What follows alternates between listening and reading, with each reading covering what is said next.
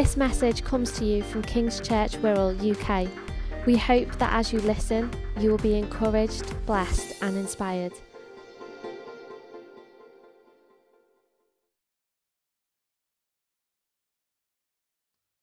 Hello, welcome to King's Church Wirral in our latest series of What Jesus Said About. This week we are looking at what Jesus said about relationships and conflict. So to be able to do this teaching, we need to just make sure we are all speaking the same language. For the sake of this teaching, when I talk about relationships, I mean anyone you have had connection with. These are both good connections and bad ones that you celebrate and ones that you might regret. These can fall into a wide variety of situations: family, church, both present and previous, work, marriage, children, friends. Right now, if I were to ask you about the relationships that you have in your own life, you might first list the people that are close to you in your life, possibly spouses, partners, children, parents, siblings, grandparents.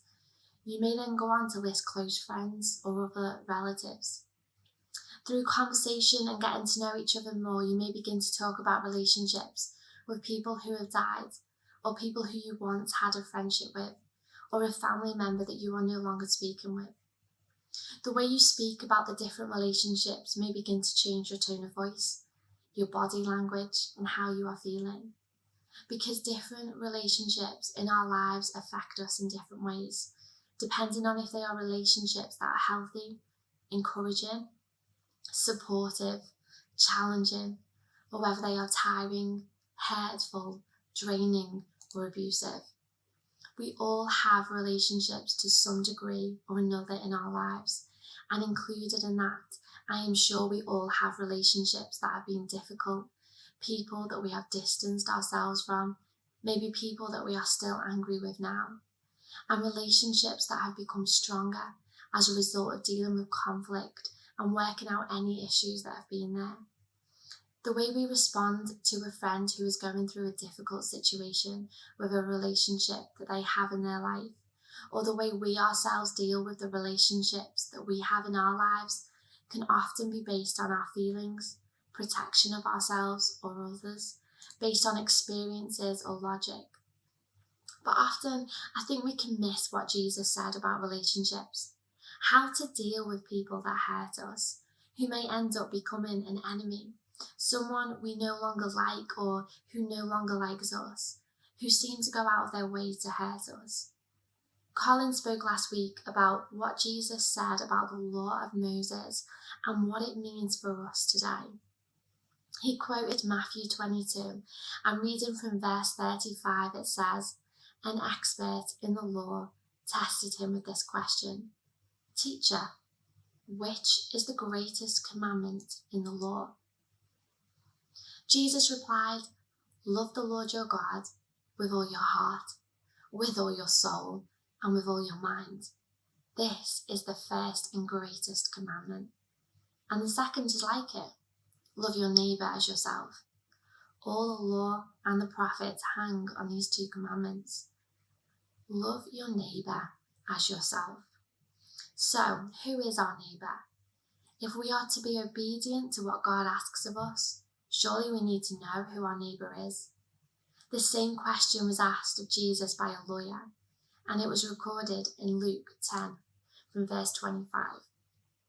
And behold, a lawyer stood up to put him, Jesus, to the test, saying, 'Teacher, what shall I do to inherit eternal life?' He said to him, 'What is written in the law? How do you read it?' And he answered, 'You shall love the Lord your God with all your heart, with all your soul, with all your strength, and with all your mind, and your neighbour as yourself.' And he said to him, 'You have answered correctly. Do this and you will live.' But he, desiring to justify himself, said this to Jesus, 'And who is my neighbour?' Jesus replied, 'A man was going down from Jerusalem to Jericho, and he fell among robbers, who stripped him and beat him and departed, leaving him half dead. Now by chance a priest was going down that road, and when he saw him, he passed by on the other side. So likewise a Levite, when he came to the place and saw him, passed by on the other side. But a Samaritan, as he journeyed, came to where he was, and when he saw him, he had compassion. He went to him and bound up his wounds, pouring on oil and wine.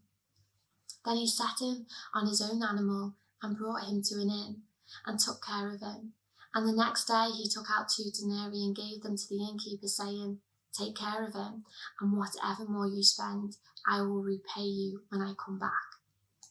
Which of these 3 do you think proved to be a neighbour to the man who fell among the robbers?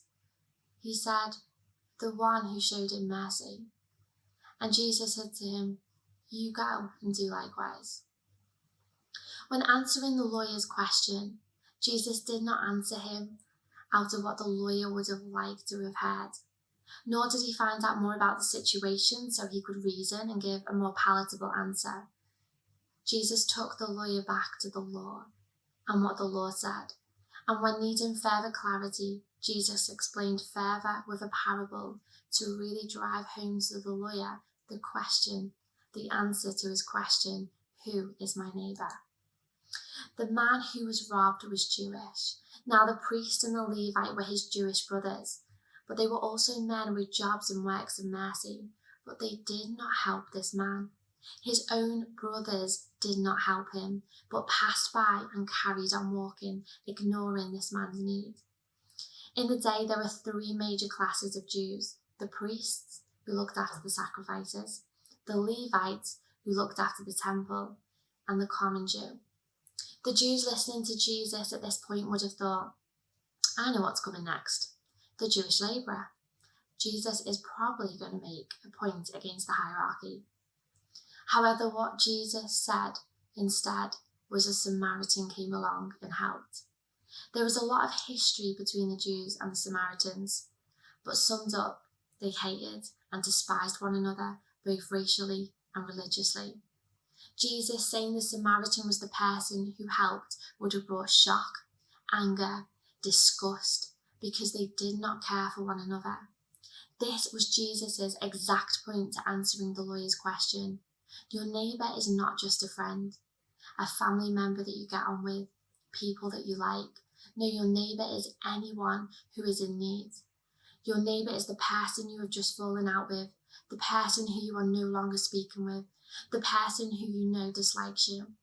What constitutes him or her being our neighbour is simply that they are a fellow human being in need, whose need we know and are in a position in some measure to relieve.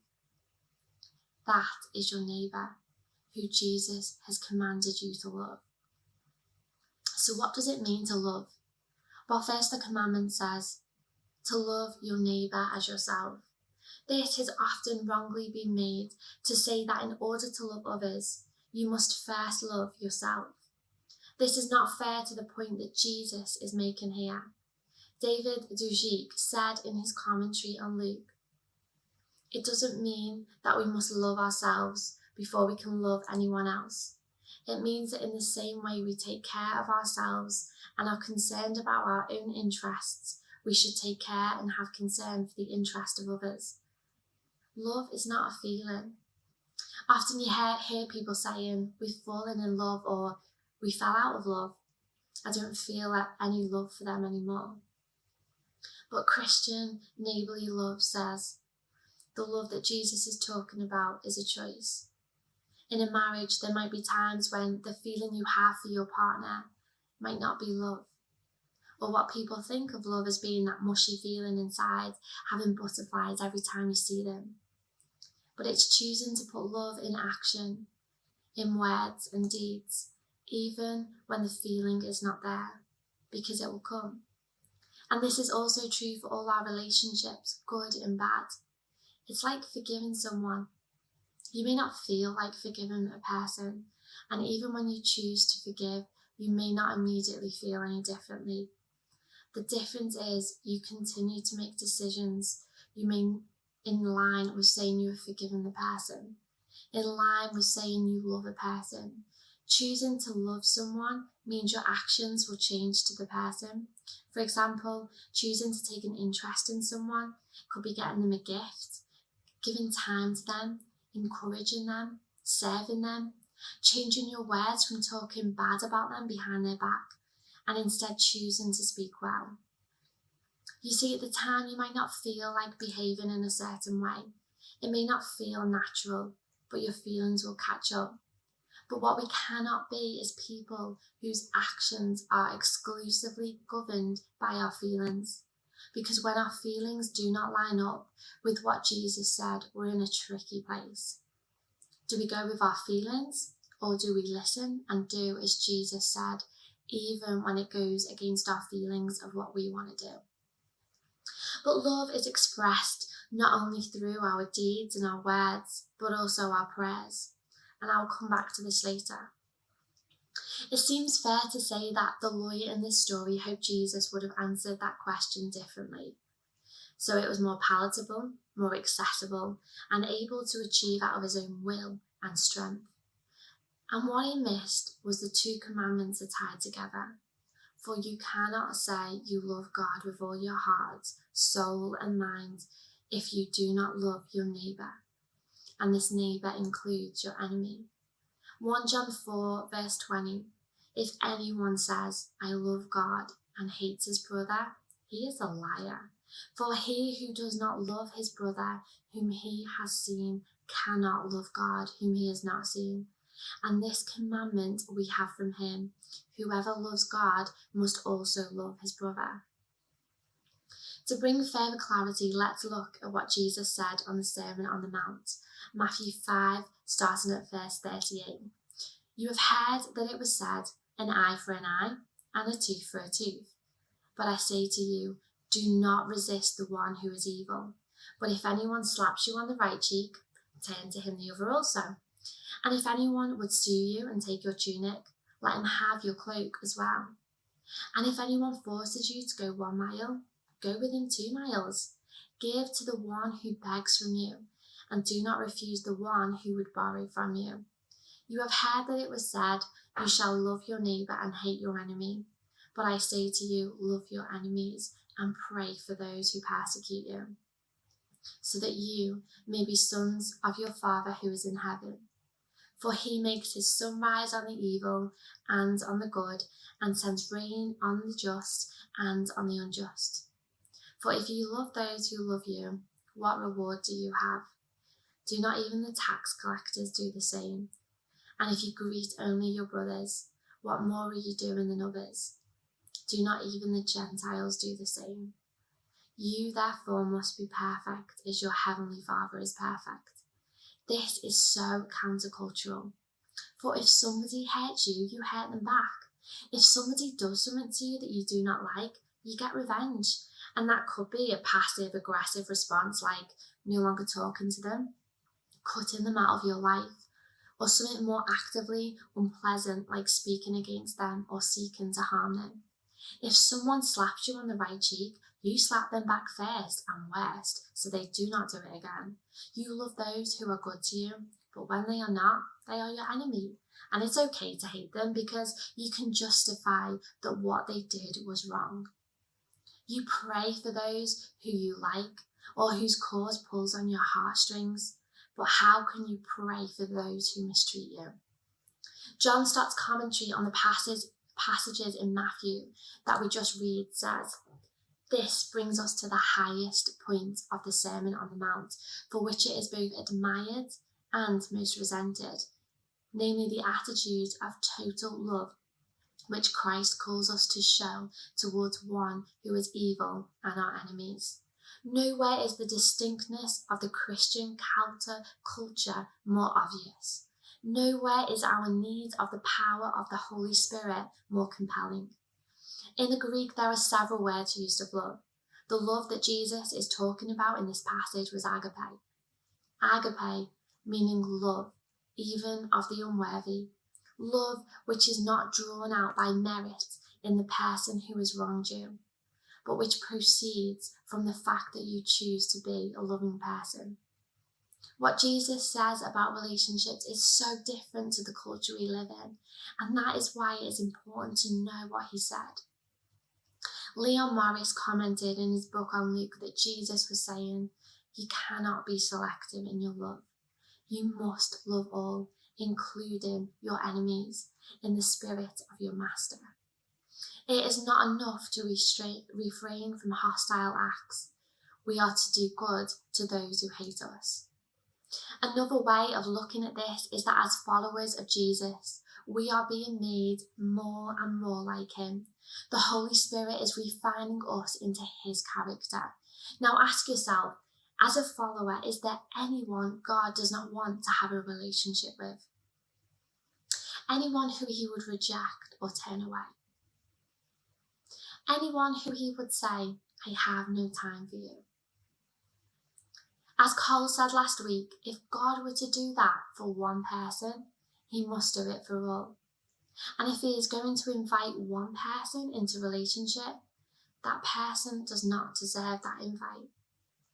So all are welcomed by God. How well does this match your thinking on people? To be clear, I am not saying you should put yourself in harm's way, but rather that the call of Jesus on this subject is incredibly hard and goes against the natural desires of our flesh. But it is what Jesus asks us to aim for. Jesus' example also shows us that loving your neighbour does not mean you are weak and who offers no resistance. Jesus challenged the high priest when he was questioned by him in court. His control of himself and the love he had for others was so powerful that he rejected every form of retaliation.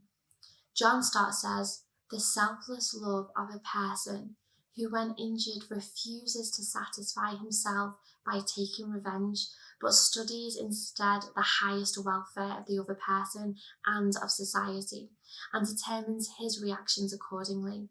He will certainly never hit back, returning evil for evil, for he has been entirely freed from personal animosity. Instead, he seeks to return good for evil.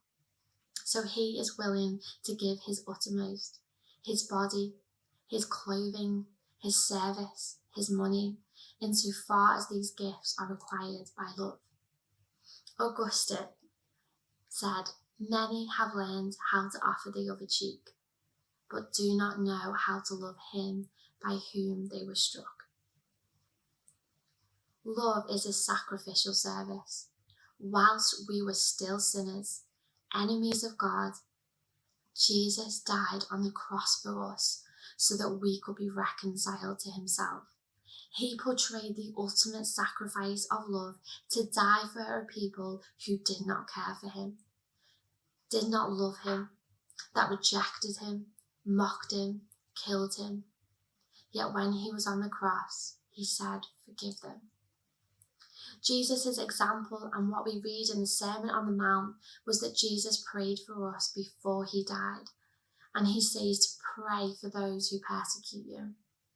I have heard many people share, and it is my own experience, that when they've started to pray for someone, it will be hard at first to pray for them, but over time of continuing to pray for them, you will see your love for the person grow and mature. Something changes in you. The situation may not change, the person may not change, but your heart towards them has. Not in all circumstances, but often we can get to fallout and a breakdown in relationships because we have not learned how to deal with conflict. To define conflict, it is an active disagreement between people with opposing opinions and principles, or fighting between two or more groups of people. And Jesus tells us how best to deal with conflict. In Matthew 18, from verse 15, Jesus says, "If your brother sins against you, go and tell him his fault, between you and him alone. If he listens to you, you have gained your brother. But if he does not listen, take one or two others along with you, that every charge may be established by the evidence of 2 or 3 witnesses. If he refuses to listen to them, tell it to the church. And if he refuses to listen even to the church, let him be to you as a Gentile and a tax collector. So how are differences to be resolved and settled, particularly in a church setting? But really wise advice for anyone in a relationship. First, speak to the person who has offended you. As soon as you are able, go and speak to the person so that you do not allow time to negatively dwell on the situation and create a bigger narrative than what happened. It also prevents bitterness beginning to grow in your heart or giving you time to devise a plan of how to get them back. The amount of situations that escalate so quickly because someone is unwilling to go and have that conversation with the person that has upset them. And in some situations, the person that has caused the offence is completely oblivious to what they have done. Forgiveness is really important in this process, and this will be explored next week as to what Jesus said about forgiveness and judging. But also just to say, if someone upsets or hurts you, it's not your place to go and gossip about the person and share with anyone who will listen to you about the situation, because hopefully if the situation is resolved, you have not wronged that person by gossiping to someone else about them. We were discussing this at our table this week, and we were saying how when someone you love has hurt you, or if someone you love has been hurt by someone, the situation can be resolved, but you can still feel angry with that person because of what they have done. And it can also cause you to affect the way you see someone because of the way they have treated someone else. So number 2, the situation only escalates if the offending party refuses to listen. The goal is always restoration and not proving oneself right. My husband Ben and I had a friend who once asked us, who often wins in a fight? You know, when you have an argument, who often wins? And our response was neither of us wins, because if I say I won the argument, Ben would have lost, and that would not be a win, and vice versa. Our heart should always be to restore and not just to win an argument or try and prove something to someone. If the person refuses to listen, it is then taking the situation to someone else and asking them to go and be a witness and mediator to help resolve the situation. Again, the situation should only be known by those involved in that conversation. And thirdly, it is only now, if the person continues to refuse to listen, that it is shared with others. Be clear though that in all this, you must also be humble enough to be challenged through the discussions. The point is not to see who is right, but to restore a relationship between you, which means having a starting point in all conflict to having the relationship restored. God's desire has and always will be to be in relationship with every person. He has made a way by Jesus dying on the cross for our sins. It is our choice as to whether we choose to be in relationship with God by repenting and following him, and he has done all he can to enable and make a way for a relationship with us. He loved us before we loved him. He actively loved us by coming to earth and dying on the cross for our sins. We are Jesus' apprentices and are called to follow in him, including the way he lived, the way he loved. We cannot control other people and whether they want to sort issues out, whether they want to be in relationship with us. But like Jesus, as far as possible, we are to love and to make steps to enable those relationships in our life. You might be thinking, well, that's all good and nice and ideal, but you do not know my situation. You do not know the hurt they have caused me. Or you may have tried and continue to be in relationship but have been hurt again and again. But it comes down to this. Who are you apprenticing to? Because if we are Jesus' apprentices, we must listen to him. We must choose to follow the example he gave us. We cannot choose which bits we choose to follow and which we choose to ignore. For Jesus has shown us and taught us how to treat the relationships in our lives. We are to love our neighbour, those who love us back and those who despise us. We are to help those around us, those who love us and those who despise us. We are called to love our enemies, and this is impossible without the supernatural grace of God. A hallmarker of a follower of Jesus is to hunger and thirst after righteousness. How can those who seek as their first priority the extension of God's righteous rule at the same time contribute to the spread of unrighteousness? We are called to take up our cross and to follow him, both in word and action. And in this we demonstrate whose sons, daughters we are only when we exhibit the family likeness, only when we become peacemakers, and only when we love with an all-embracing love like his. Alfred Plummer said, "To return evil for good is devilish. To return good for good is human. To return good for evil is divine." Thank you for listening.